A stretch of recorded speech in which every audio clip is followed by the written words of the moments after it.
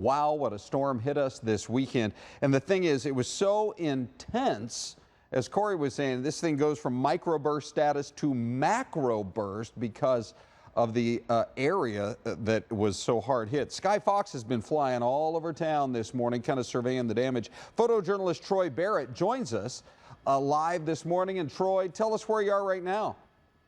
Good morning, Ron. We're sitting about 36th Street and Thunderbird, looking at a house here has been damaged by a huge tree. These crews have been working on this tree all morning long. Let's take you back to the backyard and show you where the tree used to be.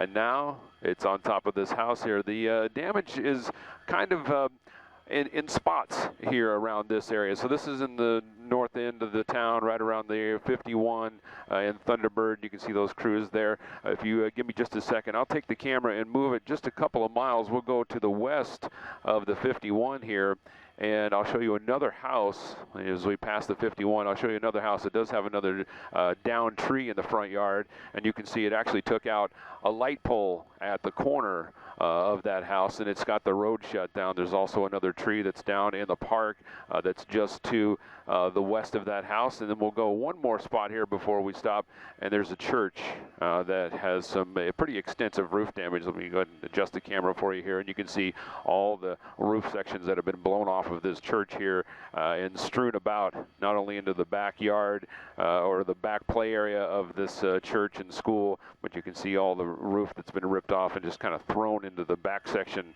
of their property.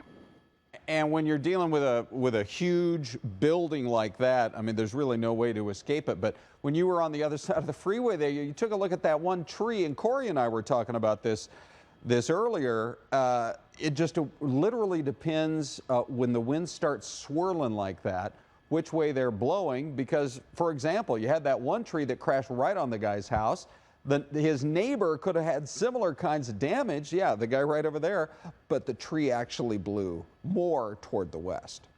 Absolutely. You know what really is kind of interesting to me is when we take a look at these trees, they're very tall, very big trees, but they don't have very much a very large root ball. So, you know, maybe these trees are underwatered or whatever, just a symptom of being here in the desert and growing in the heat, and they need that water that's close to the surface. So most of the roots are very shallow, and those winds take advantage of that. Boy, for sure. All right, Troy Barrett flying around in Sky Fox, doing a good job for us. We'll keep showing you some of the pictures of the damage as things go on now.